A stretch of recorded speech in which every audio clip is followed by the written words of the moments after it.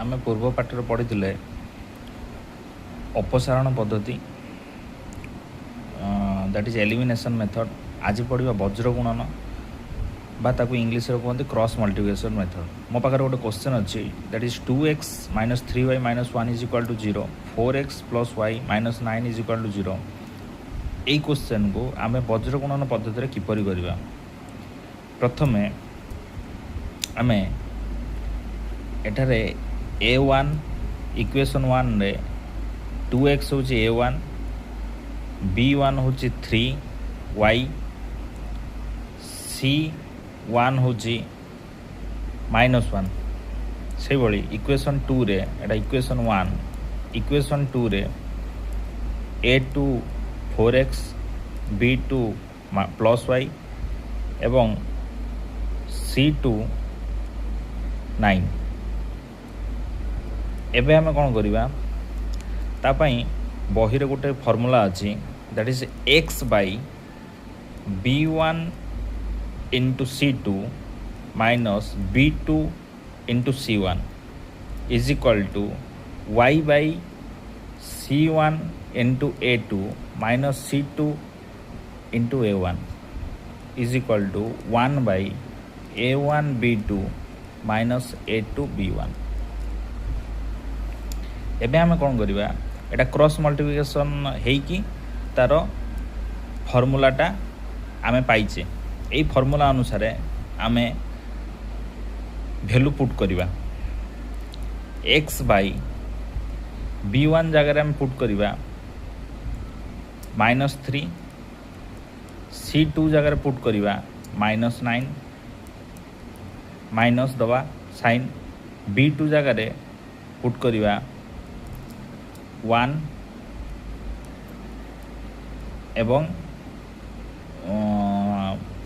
c1 जगह put करिबा -1 is equal to y by c1 जगह पुट करिबा -1, a2 जगह पुट करिबा 4, c2 जगह पुट करिबा -9 एवं a1 जगह पुट करिबा 2 is equal to 1 by a1 जगह 2, b2 जगह 1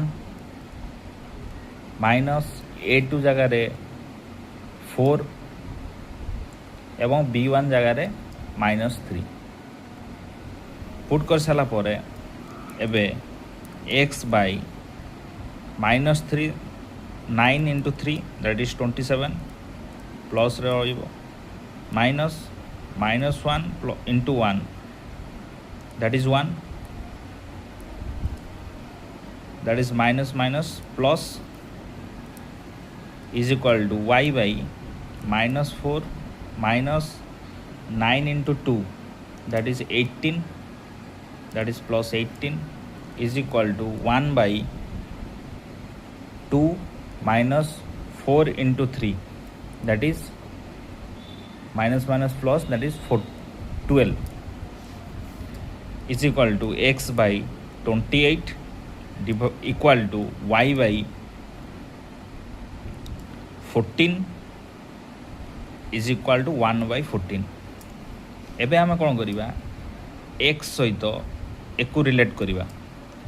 x by 28 is equal to 1 by 14। एबे आमे वज्र गुणन करिबा बा क्रॉस मल्टिप्लिकेशन करिबा। 14 को x सहित गुणिबा, 1 को 28 सहित गुणिबा। 14x is equal to 28, x is equal to 28 divided by 14 that is equal to 2। ताले x रो वैल्यू हमर भालला 2। तापरे y सहित 1 बाई 14 को रिलेट करिबा। y by 14 is equal to 1 by 14। ताले 14 को क्रॉस मल्टिप्लिकेशन कले y सहित क्रॉस मल्टिप्लिकेशन करिबा। ये तल y बाई 14 रे जो तल 14 अच्छी ताकू 1 सहित क्रॉस मल्टिप्लिकेशन करिबा that is 14y is equal to 14। y is equal to 14 by 14 is equal to 1। तो y रो वैल्यू है 1। तो आम x रो वैल्यू मध्य पाईगले, y रो वैल्यू मध्य पाईगले। यह थिला वज्र गुणन बा क्रॉस मल्टिप्लिकेशन करिवार ପଦ୍ଧତି।